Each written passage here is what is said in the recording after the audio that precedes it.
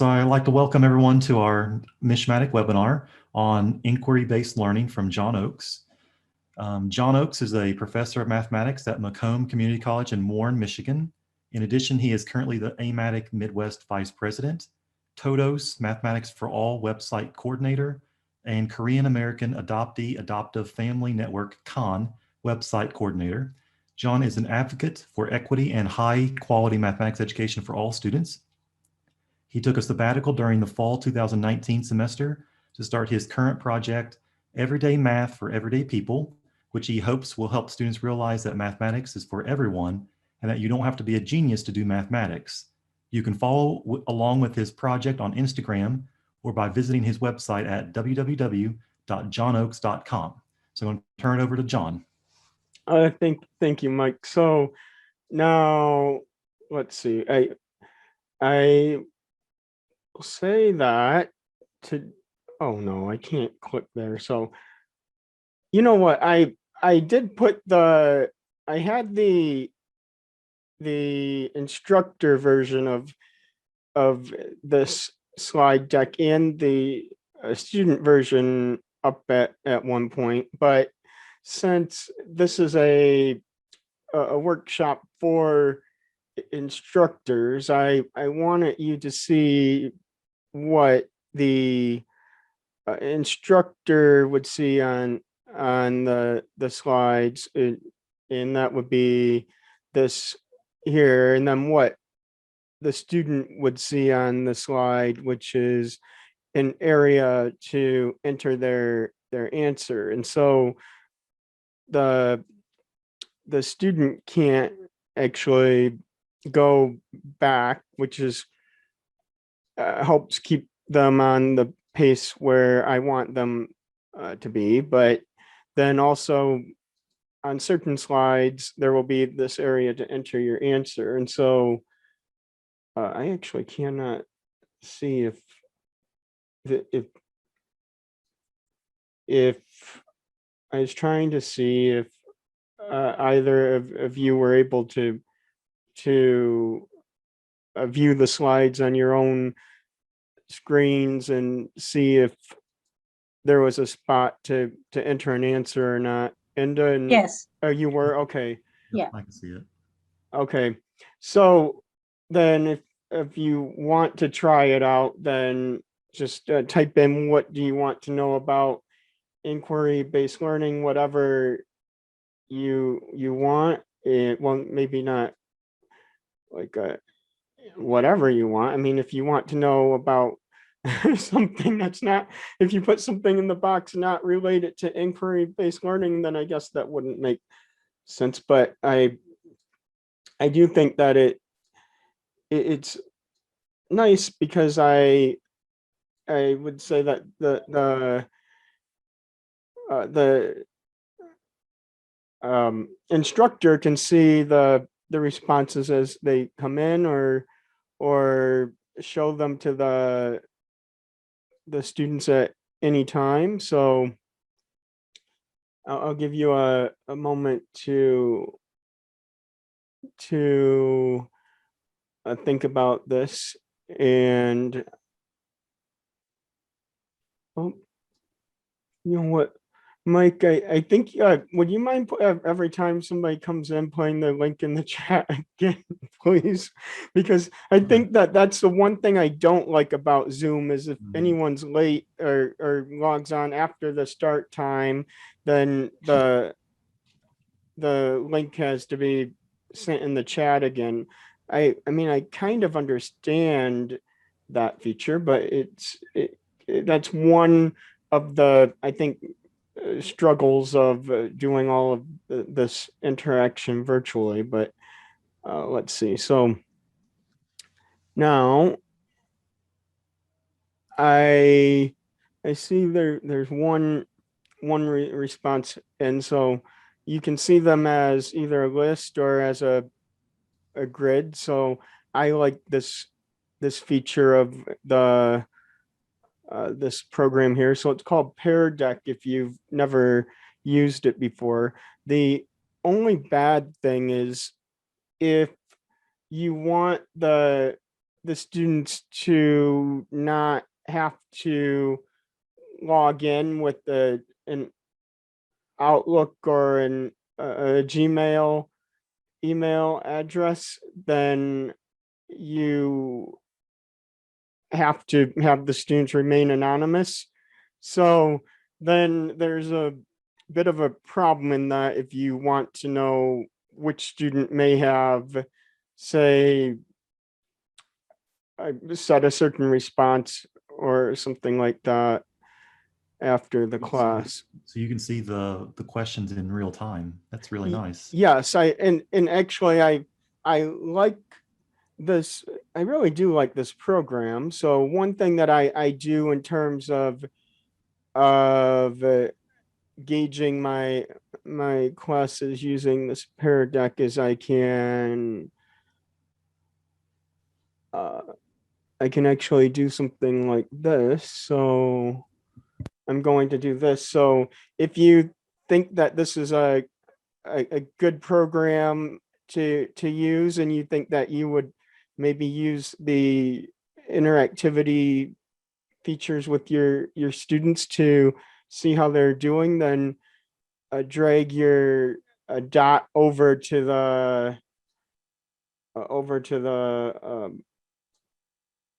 the green, yeah, the check mark, the green thumbs up, or otherwise to the red thumbs down. And so I'll tell you that one thing that I like about this is I can actually add these extra slides in as I go without having to stop the PowerPoint presentation to add it in.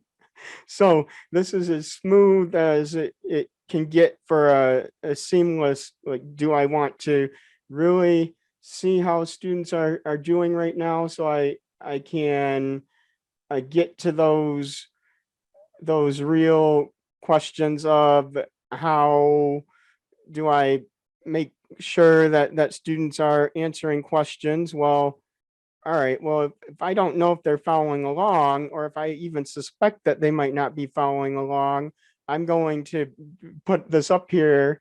And if I see after class that they weren't dragging their dot over to the when I asked a question, then they're not getting the participation point for the class. So that's one way that I do it. And then one of the IBL strategies that I would use is asking these questions and checks throughout class. And then how does IBL support critical thinking and content retention from one math class to the next? I will say that one thing that we'll talk about, not necessarily today as in depth, but at the next week's sessions, are about the growth mindset. And so I think that IBL really does foster the idea of growth mindset. And as students actually feel more confident in their abilities, then they're going to do better in that class, in the next class, and the next class after that. So I think that this is all sort of a lot of stuff that blends together. And so we're going to unpack it like one little tidbit at a time. So I'll say that I personally wouldn't be here today if it weren't for the Academy of Inquiry-Based Learning, the AIBL, because a couple of years ago, I went on a sabbatical from my college, Macomb Community College. And then one of the things that they let me do as part of the sabbatical is attend a summer workshop from the Academy of Inquiry-Based Learning. And so a lot of what I've learned about IBL is from them in that workshop, and then all of the sort of community that they have is what caused me to want to continue to learn more. And so my college actually let me create some workshops like the one today on what I learned, and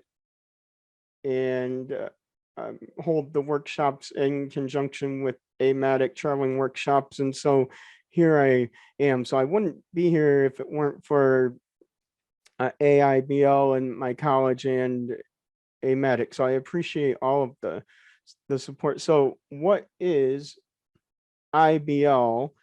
Now, oh no, this is one thing where I'm telling you, like, if I'm going to, I don't know if that was how obvious that was, but I just reshared the screen because I forgot to share the sound button the first time. But I will say that AIBL has a short, maybe like a couple of minutes video introduction about what is IBL. And so I will show this video and then we'll move on from there. So let me go ahead and, oh, okay. So let me go ahead and make the, I don't want to play it on TV. That would be really bad, but I do Hello want everyone. to This video is about the question, what is IBL well, and what is you know what? inquiry-based learning? Apparently, Let's take a look at some examples. apparently So this is Professor it did play Chapman's it on the class. TV because Students in her it class work in stopped groups now. much of the time Well, to make sense of the math they are learning. This is a form of IBL. I'm telling you. And like, this is Professor Jones's class. I did not. They're working on I apologize. I didn't mean to press the play on the TV button. This is my. How do I put it? Like it's like the sticky finger thing, right? So I want default view, and then I'll make it full screen for you, and then we'll go from here. Hello everyone. This video is about the question, what is IBL and what is inquiry-based learning? Let's take a look at some examples. So this is Professor Chapman's class. Students in her class work in groups much of the time to make sense of the math they are learning. This is a form of IBL. And this is Professor Jones's class. They're working on definitions of different distributions, and they work in small groups, and they also have whole class discussions, and these are all carefully led by Professor Jones. This is also IBL. And this is Professor Retzek's class. He has students working on proofs in class and outside of class, and the main thing that they do is they present their proofs to their classmates every so often, and they do this at the front of the class, and the class gets to peer review all these proofs, so they get to see the proofs.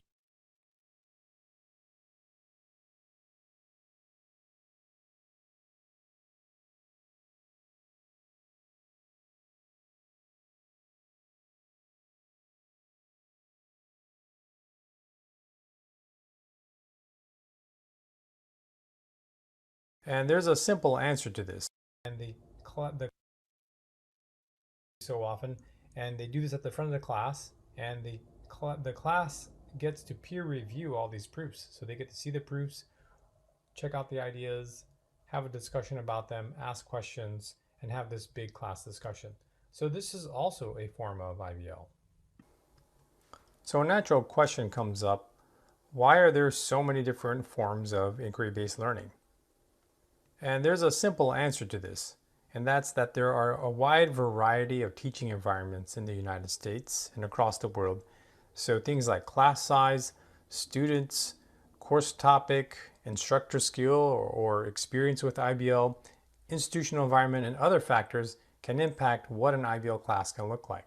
So the Ibl Framework is broad and allows for a variety of different versions of IBL. Big Tent IBL is the idea that we have a large range of different versions of IBL, and math instructors find their place in this big tent. Another question that comes up then is, how do we know we're doing IBL, or what's common among all the different forms of IBL? And so Sandra Larson and Chris Rasmussen, in their paper that just came out this year in 2019, wrote this paper called Eye on the Prize. And they came up with 4 pillars of IBL. And this is something that comes out of the research literature. So pillar 1, deep engagement in rich mathematics. Pillar 2, opportunities to collaborate. Pillar 3 is instructor inquiry into student thinking. And the 4th pillar is instructor focus on equity in design and facilitation in class. So these are the things that need to be there for your class to be an IBL class. And so what we've talked about in the past were the twin pillars. These are the 2 pillars on the left, and the research has presented to us that there actually are 2 other pillars. So there are 4 pillars of IBL, and that's how you know you're doing IBL, and that's what's common among all the different forms of IBL, whether you're having students presenting at the board and working in groups, or only using groups, or some other variation. All right, so there's another piece that's worth mentioning about IBL, is that the IBL framework is consistent with growth mindset and productive failure. And I like to use the frame of productive failure because in math, you're solving problems, and that means you're going to get stuck. And when you get stuck, you feel like, oh no, if you have a fixed mindset, I'm not making good progress on this problem. When in fact, getting stuck, making mistakes, trying examples that do and don't work, that's what doing math is, and those are the ingredients of success. So what's nice about the IBL framework is that you can intentionally teach productive failure and growth mindset within the IBL style of teaching. Anyway, so if you want to learn more, we have our website, so please visit inquirybasedlearning.org. We have more videos, blog posts, and other resources for you. All right, so now I will say that that this is the set of the 4 pillars of the IBL that was shown in the video there, but this is a little bit more of an expansion on a description of them that I got from the workshop that I attended, where of course they go more in depth than a couple of minute video, but you can see here that some of the things that we're focused on are specifically the words in the italic. So engaging students, but making sure that the engagement is in rich mathematical task. And then there are regular opportunities for collaboration, but that needs to be student to student and student to instructor.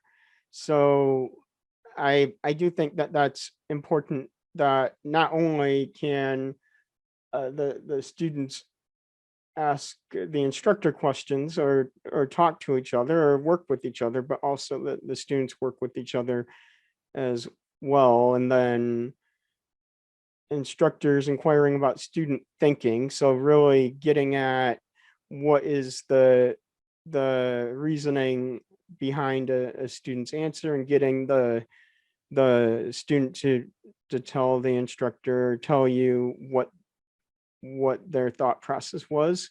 And then the 4th pillar, which is actually the newest pillar, because there were only 3 pillars at one point, but a focus on equity. So now what I'm going to do is actually, oh, by the way, I'm going to do one of the just asking who would like to share if you would like to maybe share which of the pillars is most important to you, or rank them in the importance of which one you think is like the one that you really feel like you think is so important that that's the one that you want to make sure that you improve on and do the best. And maybe it's that the other three pillars, you know that you're already doing them in your classes, but there's one that you know that you want to get better at, or maybe it's that one of the pillars is one where you feel like if the one pillar is going to be there, then the other ones will have a domino effect and follow after that. So what are your Can I have your something thoughts? first? Oh, what Am was I that, allowed Inda? to ask question? Yeah, go Yeah. ahead, Inda. I was thinking about the equity there. Can we, well, some students may be like need more help. They may need more help than the other students, right?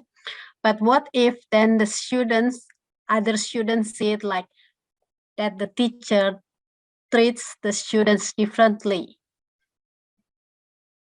Do you understand what I mean? So some Yeah. students may need more help than others, and so what if some students think that they Yeah, are somebody being gets special treated treatment while they do not differently? get that treatment. Yeah, so I I well, what are other thoughts on that question or any of the pillars? I have a thought on the equity issue. So if the interaction, whatever the lesson is designed properly, then it won't be as obvious that somebody is getting extra support. So I kind of like would design something to where everyone would have something to contribute. And then I find that students help other students better. So I would kind of like set up an IBL lesson in that type of way, so that it is not as obvious that someone might maybe getting extra help, because everybody's kind of helping each other, if that kind of makes sense. Yeah, definitely. Mike, did you have something to say? I was going to say that in terms of those 4 items, I think the most important to me is number 3. Mm-hmm. I think that not necessarily in terms of a math class, but just having students think about what's best for them on how to think about a certain situation or problem that they're facing may be the most important in terms of IBL for me, is that having students think about what's the best way for them to think and solve problems on their own. Yes, and so I'll tell you that my thoughts on all of this is, Shauna, you said it very well, like about that depending on the type of interaction and how it's designed, then you can make sure that every student has a task to do, and so then it's not as obvious that some students are getting maybe extra help. But my thought on this is also that you know, the students, if we give them, say, the opportunity for collaboration, then maybe a student who isn't as strong of a student will talk to one who is really understands what's going on, and they'll help each other. And as the instructor, then I don't have to necessarily do as much of that the interaction with the student myself. And so then the students are less likely to realize that, hey, that student is struggling, and hey, that student is getting extra help from the instructor, when it's less noticeable. And it helps, I think, both the students if the students have that time to collaborate. But the other thing I'll comment on is that a lot of people who use IBL methods in their classes actually use some form of mastery-based learning also. And so right now in my classes, excuse me, I'm not even giving any test besides the final, but the students have to get 100% on every one of the online homework assignments. And so I let them do them as many times as they want to until they get 100%. And I know which students it takes longer for, and I know which students are like pouring their heart and soul into everything that they're doing for the class, but they feel a lot better at the end, because it's the first time a lot of them have ever gotten 100% on any math assignment in their life.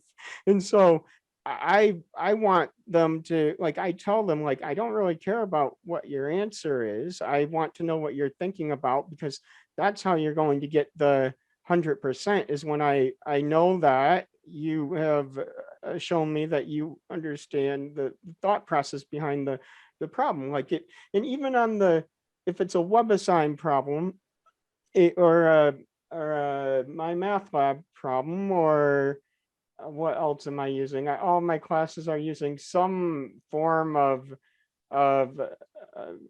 homework online. And if the student actually uploads their work and tells me what their thought process was, if it was just, I can tell they missed a negative, then that's what threw off their answer, I usually just circle it on their paper and send it back and tell them, type this in, you knew what you were doing, and try to pay more attention to your negatives later on, because I don't really see a point in actually having students like struggle with that sort of issue when that's not really a mathematical task, right? I mean, because if we go back to pillar 1, like, is searching for a negative in your work so that you can get the online homework system to accept your answer really a rich mathematical task? Absolutely not. So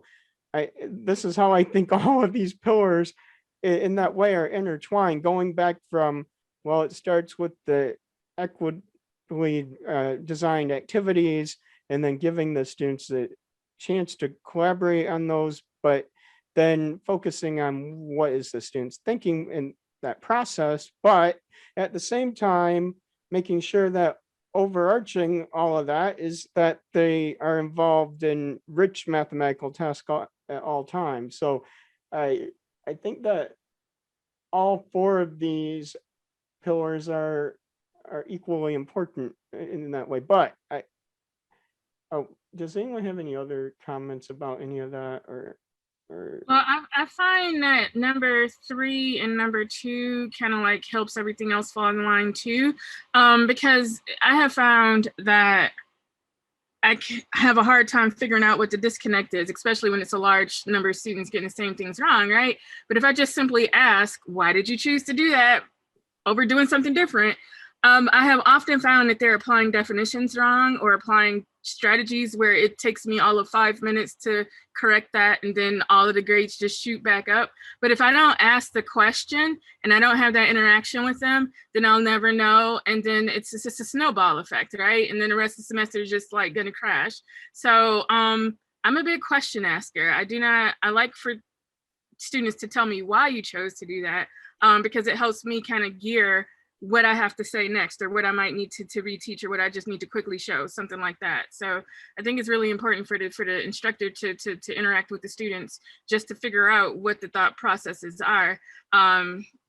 One, you want to get the students thinking correctly, but two, I need to know what you're thinking to figure out where the disconnects may be. Yep. Yeah, absolutely. I want to say something that, oh, I'm going to clear this. I always forget to do that. This is, excuse me, the same 4 pillars, but represented as a 2x2 grid.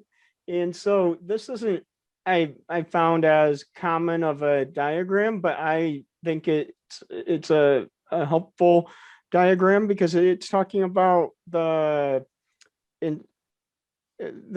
students' needs and what the instructors must do in a mathematical space, but also in a social space. And so I think that Mike, you mentioned earlier something that I thought was very insightful, that that you or said something about having a student think about what's best for them within a certain problem or any other situation that they're facing. And so the skills that we are working with here aren't necessarily skills that they're just going to use on the mathematical problems, but maybe on other problems that they might face outside of class or in their general lives outside of class. And so if we can get the students to incorporate the problem solving techniques that they might be using, say, to play a video game, or like something, if we can think like MacGyver, like get the students to think like MacGyver and come up with ideas and situations all the time, then that's a win, I think. So what I want you all to do, and hopefully you can do this, but if you go up to the view options at the top of your screen, you should have the annotation tool. And what I would like you all to do is take a moment or two and then think about this 2x2 grid and the 4 pillars, and then put down, like next to each of the 4 pillars, something that you see as a strategy that goes in that cell of the grid, or even a comment about it. So maybe I'll give you one to start with, just so that you can maybe see what I mean. But when I say opportunities to collaborate, I might do the think, pair, share strategy, where students have time to think about a problem, they pair up and talk about it, and then that pair of students shares out their responses, and that would be an opportunity for the students to collaborate. So I want to give you all a minute to think about this grid, and then maybe type something in or write something in at least 2 of the 4 cells that you think is a strategy or a technique that would go along with that cell. So I'll mute myself and give you a minute to think.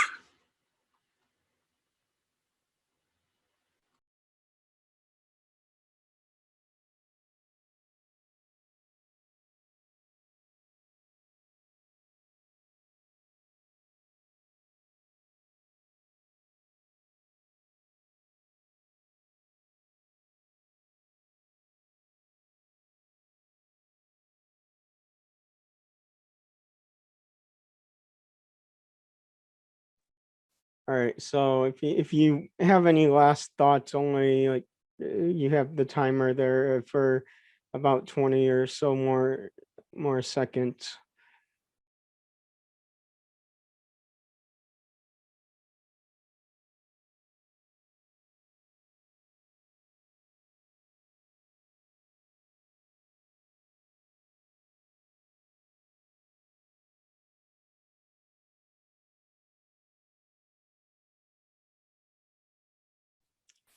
All right, there we go. So the timer is gone off. All right, so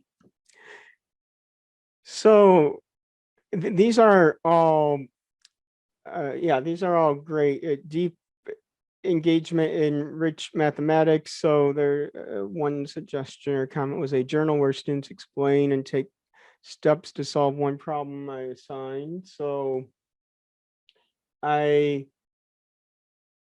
think that a couple of things that you might want to add is the students need time, like extended amounts of time to, otherwise they're not going to get that deep engagement. So they have to be given time to actually think about the problem. So engagement in task for extended periods of time. So if you're moving along too quickly, then I think that the students just aren't going to have that chance to really digest everything and get that deep engagement that you're looking for. Another thing I might add is maybe maybe just making sure that they are tasked that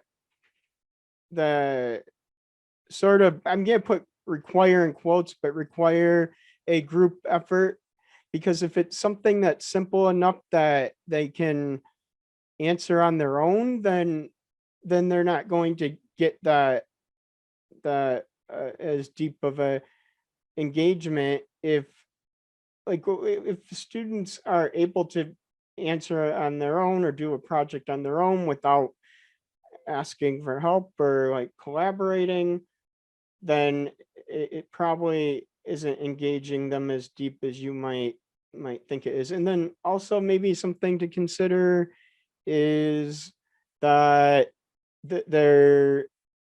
you give some low floor and high ceiling task, right? So that the students feel like they have the ability to engage in the mathematics without having a penalty for it. So I think that that's again why I kind of have started going toward that mastery based learning, so that students feel like I've invited them into be able to engage with the mathematics without penalty. So does anyone have any questions or anything to add to that first cell? That's going to create some overlap then with the bottom right corner, because if they want to feel like they can share or reach out for the deep engagement, they have to feel like the space is safe for them to do that. So it'll be okay if I make a statement and it's the wrong statement, that somebody will respond respectfully to me when I do that. Otherwise, I won't engage that way. If that kind of makes sense. Yeah. Oh, yes, absolutely. So if I didn't capture that right, I think just let me know or type it out there. But I think there's a lot of overlap with a lot of these, and let's see. Let's move on to the opportunities to collaborate here. So now it says allow the student to collaborate with me on some lesson planning, project-based learning, low stakes assessment. I'm thinking things along the line that we want to, I want to state this again, that the collaboration of student and student instructor, so that the students have both types of collaboration. But then also, this one wasn't really on there, but the opportunity to collaborate with the material, like just the time to that opportunity to say, well, all right, I'm going to collaborate with the material and take the ideas that were in the reading and have the time to gather my thoughts and put it all together. So I do think that, of course, things like the group work that a lot of us definitely do already will be in that space also. So does anyone have any other thoughts or comments about this corner here? I found when I had them, it's kind of like tying together where you said to collaborate with the material and then kind of collaborate with me. So I'm the one that put the collaborate with me on the lesson planning. That when I decide, I'm like, well, I have to assess your mastery on this. And I open it up to the class. How should I do this? We have this option, that option. And I found that when I do that, because it doesn't matter to me. Like I can assess many different ways. I don't care. But I found that when I let them tell me what they think the best way to do that would be, that they took more ownership and took the assignment to be more serious. I think we ended up doing like a massive group wiki project is what they came up with for a study guide or something that we ended up doing for their final exam or something. But like they took it seriously when I let them kind of like help me decide how I'm gonna educate you, since it's your education. So I found that if they feel like they have more ownership in their own education, like they really like feel motivated to engage and to seriously collaborate with each other and with me, if that kind of makes sense. Oh, yes. And actually, I added that down here to foster an equitable environment, because if students don't have those opportunities to take the ownership, it's not an equitable environment. Because like students, I've realized that every student comes into our classes with a different background, and some of them might have a bit like be mathematically prepared for the class, and some of them might not. And they all went to different high schools, and some have been out of college for a while. Some are right into college. And so I don't think that just assuming that a student has met the prerequisite even for a class is enough to say, well, everyone's on a playing field that's level. It's absolutely not the case. So but Shauna, you made me think of something else that I've been doing. And this semester, I started doing a weekly self-assessment. And so I have students enter like 6 questions in Canvas, and they submit it as a a quiz, but it's things like, tell me 2 words that describe your effort in the class this week, or tell me like 1 goal that you have for yourself for this week, whether it's a goal for this class or not, but a goal that you have and why it's important to you. And then tell me 1 new thing you learned this week and why it was important to you. And I guess that now that I think about, I was trying to think of which box that would go into, but probably the inquire into student thinking, because I want to know what their thoughts are about the material and about what they learned this week. But then I leave a box that says, is there anything else you want me to know? And I'm telling you, like, this semester I've learned so much. It's been things like, I really liked that example of the like that real world example, whatever it was that you did. Can you do more application problems in class? Or another one said, oh, well, I really liked when you do the polling questions, because I know if I have the answers right before I go and do the homework. And I'm like, okay, I can do more polling questions. Like, I mean, if these are the things that they want, then at least, like, I think it's really hard, especially in the virtual world, that we're all like maybe sitting behind our computers, and since we can't see everything as well, that we miss a lot more. And I've realized you just have to ask. So if you ask the students, they're going to tell you. So I think that's one thing, is just like start by asking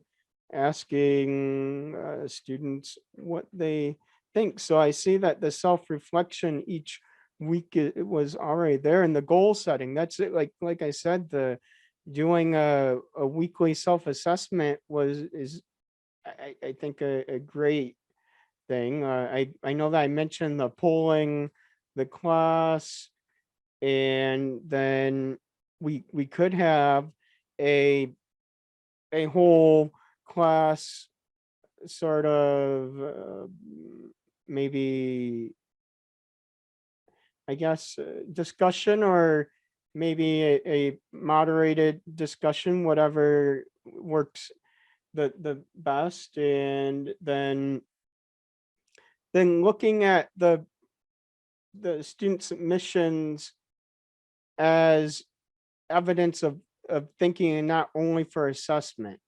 So looking at student work for evidence of thinking, and not only for assessment.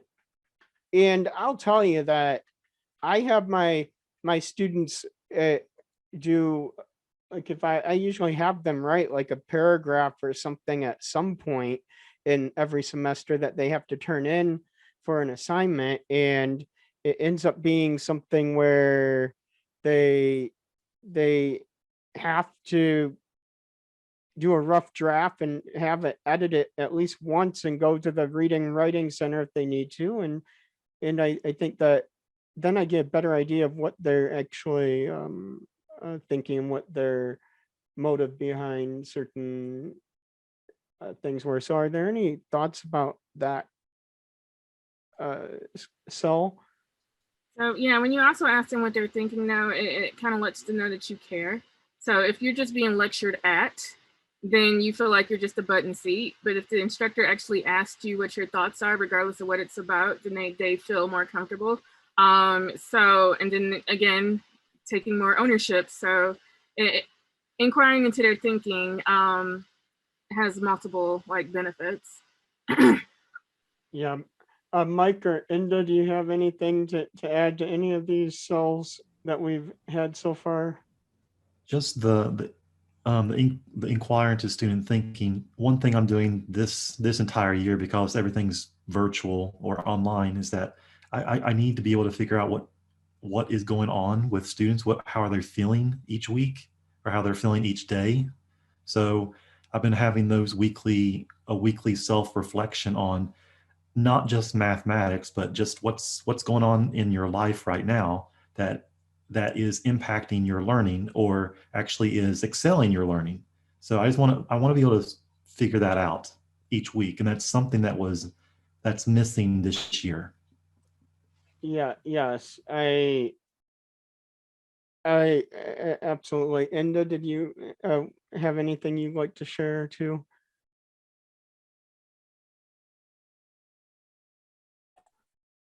I was I was thinking about my classes. In my classes, only some of the students that are really active in talking. The rest, they were just like watching the other classmates doing the discussion. And even though I called their names and I told them, okay, you can say whatever you like. There is no punishment if you make a mistake, and there is point for participating, but they always told me that they just don't feel confidence in talking and they would like to just prefer listening.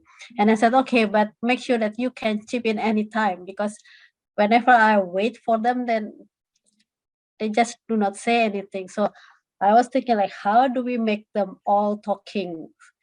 So I don't know, where can we put it so that they can feel comfortable enough, because the rest of the students, there nobody's judging anybody and they just talk, and sometimes they make mistake, but the other half of the students, they just do not say anything really from the beginning until the end.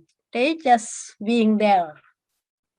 So how to put them into Some students actually have trauma from participating and being demeaned in other courses, even going back as far as elementary school. So they're not going to talk. For some students, it might actually be damaging to force them to talk. Yeah. What I do is if I will ask them outside of class, usually via email or whatever, is there a reason why you're not participating? And if they say they're not comfortable, then I come up with a middle ground. Can you send me a private chat so I know what you're thinking, and that way only I can see it? And then I was like, and then, you know, if they do that, I'll ask permission. If it's really good, can I just share anonymously what you said? And so they get the comfort of knowing that what they had to contribute was good enough, but not without having the spotlight right on them, if that kind of makes sense. Like they feel good, like, oh, I shared that, even if it was me, I know it was me. So I kind of have to fill it out student by student note, because I never want to cause more damage than good. So, you know, usually for me though, that private chat is what has been working out, or, you know, send me an email. I'm checking my email while I'm teaching, and that'll kind of like help some students. Well, I did that as well. So I told them, you can just send me the chat and I will read your question or your whatever you say that. But yeah, some of them just didn't feel that confidence. So it's kind of heartbreaking for me. Yeah, so I think that that's one of the things that I think everything that we're building confidence, and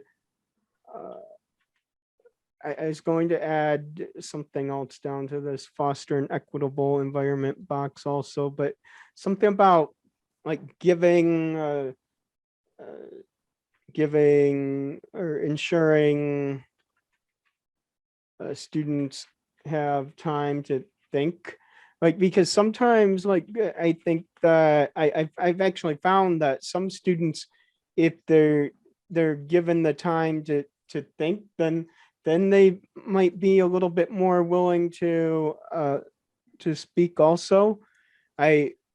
So even when I do say the Kahoots, I do give the students the problems all in advance, even if it's like 10 minutes in advance, and then I have the students work on the problems in small groups, and then at that time we do the Kahoot, and then some of the students who might normally have been one of the last students to answer are now some of the first, because they know that they have their answer right because they talked over with their group.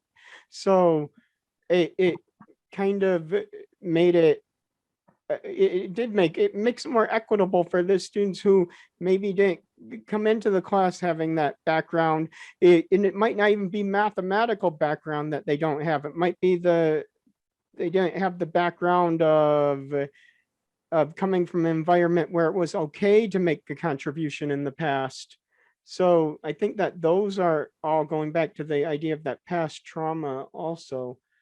So are there any thoughts on anything else before we move on? I have a random thought. Like, I like all of these strategies, but I never like box myself into any one strategy. I feel like every semester, every class, every student is different. So what I try to do is I try to be as flexible as I can, because I think it's easier for me to change my ways than it is for me to have the students kind of change their ways, just to create a safe environment. And I also let them know of all the struggles I had in math too. If you teach math, they just think that you are a natural genius, and that's not true. So Actually, Sean, I really like what you said there, because it exactly like leads into the next slide. So it is, I don't know why this is there it is.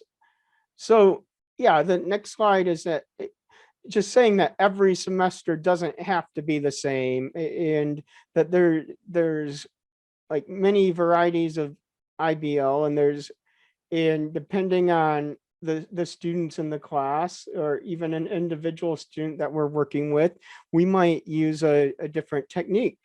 And so that might be the whole class discussion. If you have a group of students all together, that's the best technique for practicing problems and having a chance to talk about them with each other, and things that they're struggling on with the problems, or coming up with definitions, or think, pair, share, or doing some proofs of some items, so that students can see the nuts and bolts behind what's going on. At least some of the time I found that was useful. This upcoming week, I'm actually having my differential equations class give presentation. So and actually I kind of sprung on them, because we just had spring break. So the day after spring break, I said, a week from today, you're giving a presentation, and it will be worth 5 times the amount of all what a normal homework assignment is. So I think that, you know what, like I told them, you know what, like here was the thing. I told them, but if you incorporate something into your presentation that is a connection to this class, and how you would use it in everyday life, then that's a automatic 5 points extra credit added onto your project. And so even though it's worth 5 times the normal assignment, like if they make a small mistake, if I want them all to know that I value that their previous experiences, and bringing them into the class, and explaining in their presentation like why the problem they picked to present about really matters to them, and just giving them that chance to share, I think is important. I already have one student email me and said, I really like this project, because I'm working on this like he said something about some circuits at work, because he works as a technician somewhere, and he said he's going to gather some real life data from his work with the circuits at his job, and incorporate that in the project. So I'm like, well, he probably wouldn't have ever thought to connect that information to the class if I wouldn't have given that opportunity to do that. So and then reflective writing and group work. So now I'll say that a lot of times that we talk about IBL, you'll hear the phrase the big tent, but the big umbrella is the same idea. There's lots of things that can fall under this the idea of IBL. So what I want you all to do now is take a couple of minutes and write on the screen like some other strategies that you do to already in your classes that relate to the 4 pillars of IBL or just incorporating inquiry into your classes. So I'll give you a couple of minutes to think about that, and then we'll go over what everyone's shared out there. So I'll be quiet to let you think now.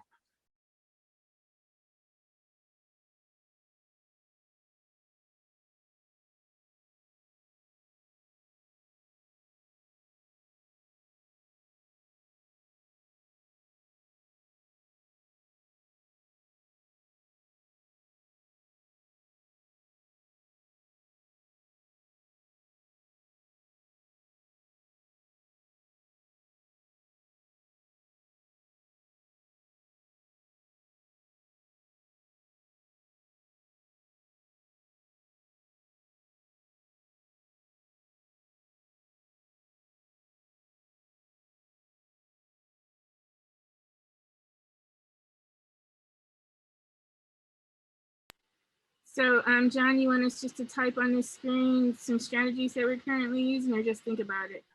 No, yeah, type on the screen some strategies that you're currently using. Yeah, that fall under the idea of IBL that aren't already up there, I guess.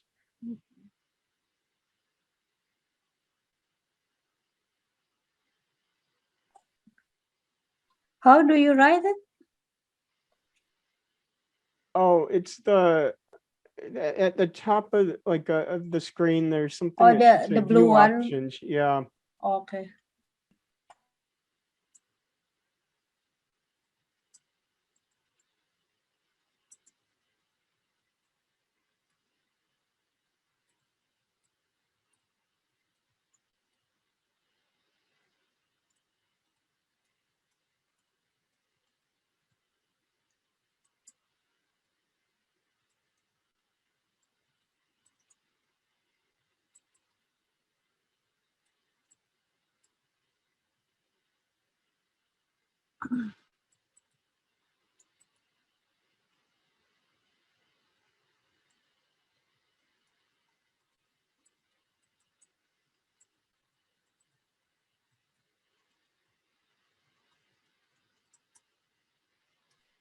All right. So let's see. Let's go ahead and if you maybe didn't have time or maybe if you thought of something that you want to add, we'll go around and just have everyone share something that maybe even they see up here that they hadn't thought of before, or something that they still want to add, or anything that you want to comment on. So Mike, why don't you go first? Okay, so I think I already mentioned this before a little bit, but each week I'm having students submit self-reflection this semester, this entire year.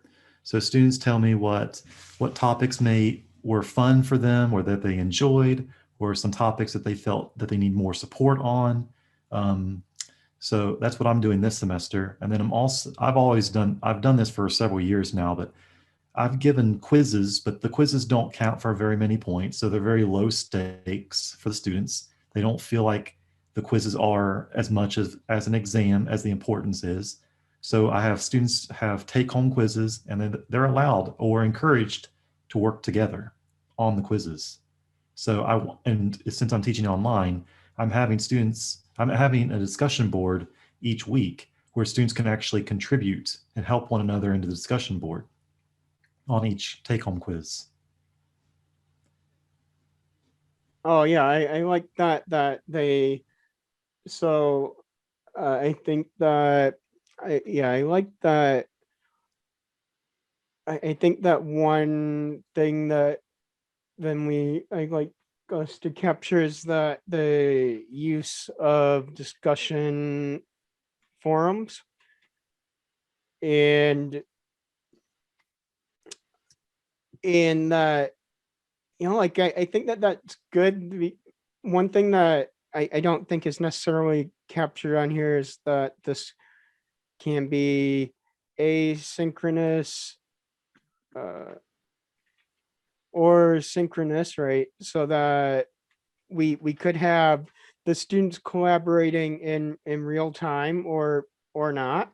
And so I think that that's all important. Enda, would you like to share next?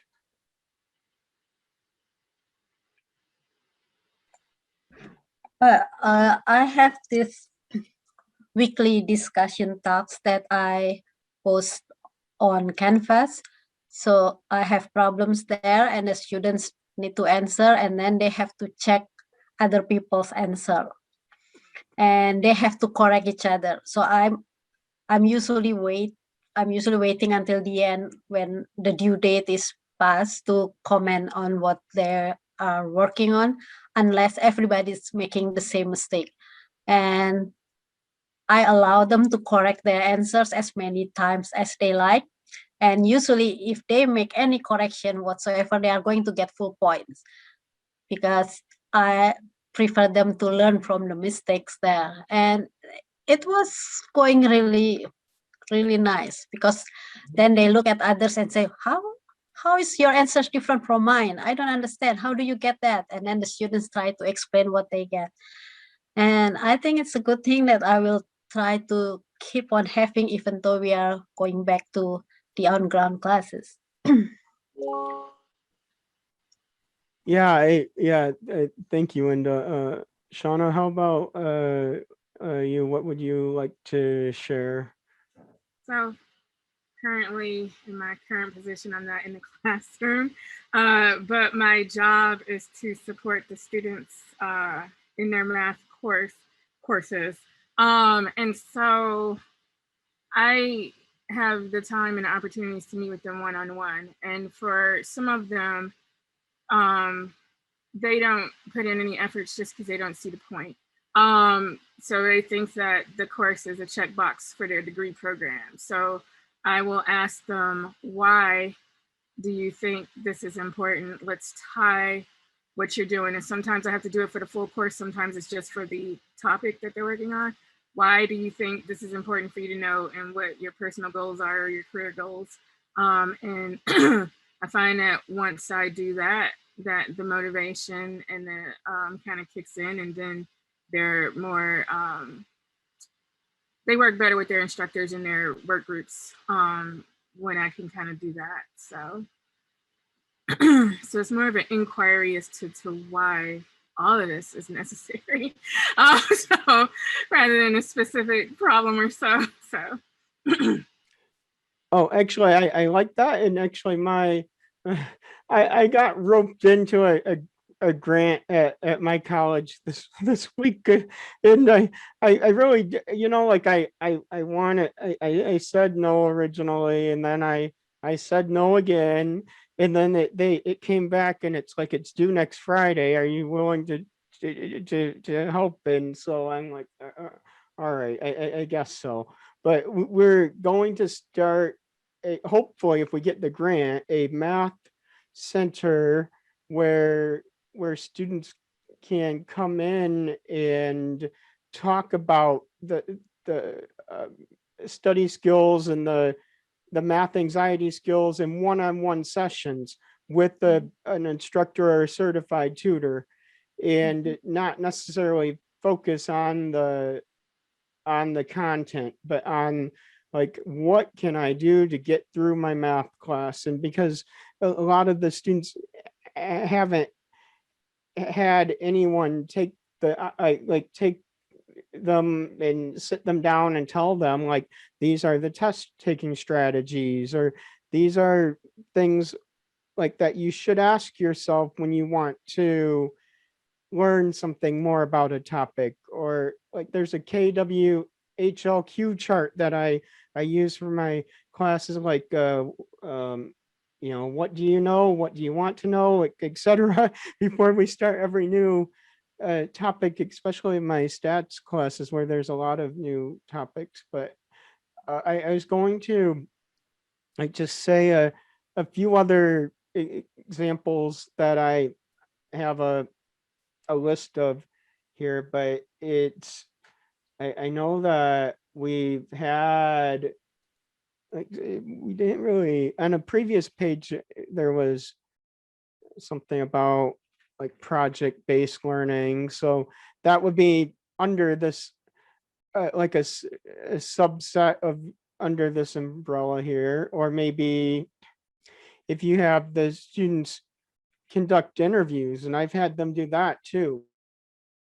Or if you have students create and administer surveys, because I found out that, you know, like some students will come to me and say, well, this is so easy, like everyone has to know this. And like, well, okay, why don't you do a survey of like some of your friends and family and ask? And they do it, and then they realize, hey, it maybe isn't as easy for everyone as I thought, which I think that really helps, because then they aren't saying that in class, where students who are struggling here, hey, that was so easy.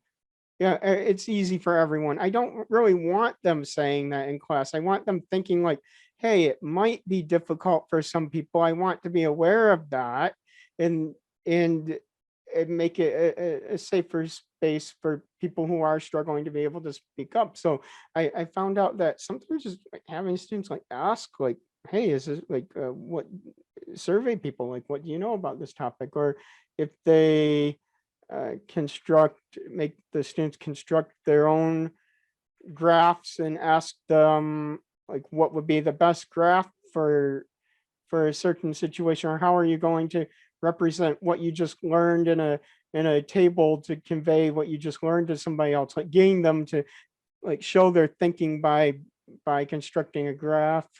Or maybe even doing a simulation or a role playing. I've had them do that sort of thing before, and the list can go on and on and on. But I think that, Shauna, you said it earlier, like the best thing to keep in mind is always just remember that every group of students, something different will work for them. And so having all of these techniques under this umbrella isn't a bad thing.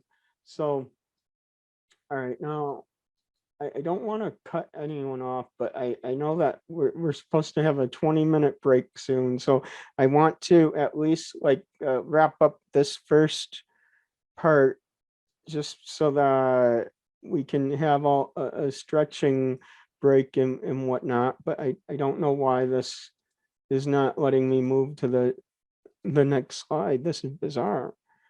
All right, so then in the slides, I'll make sure to send a copy around that you can actually download and everything. But there's some research here that was shared at the IBL workshop I attended, and I thought that it would be helpful to share it here about why IBL is important in some of the research behind it. So So then in summary, I just want you to remember all of these things that, yes, IBL is doable because you're already doing a lot of the things that are components of IBL, and IBL should be fun and allow for incremental change. So the biggest thing I'd say is don't think that you would be able to, say, convert an entire class to IBL methods overnight. Maybe just do a lesson a semester even, or one new technique a semester. And then we'll talk about the growth mindset in future sessions, and overall just remember that IBL can be transformative. So here are some resources. I know I mentioned the AIBL, but there's also the Mathematics Learning by Inquiry website. And I went to the National IBL Conference in 2019. And the first one I think was in 2018, but I went in 2019. And of course, 2020 didn't occur. And I don't think 2021 will occur either because I haven't heard anything about it. But then there's the Commit Network and the Alliance for Michigan IBL, which I know that Shauna, you're a part of, right? Yeah, and Mike, are you a part of it? Inda, have you heard of all of this one or any of them, Inda? Nope. Okay, well, in any case, like I would say that start from any of them, and honestly, like I'm pretty sure that if you go to any of the 4 websites, there will be you'll link your way through to all of them at some point, because they're all connected, and everyone in the IBL world knows about each other, and this is just I think I'm happy to use today to get some of the word out about IBL.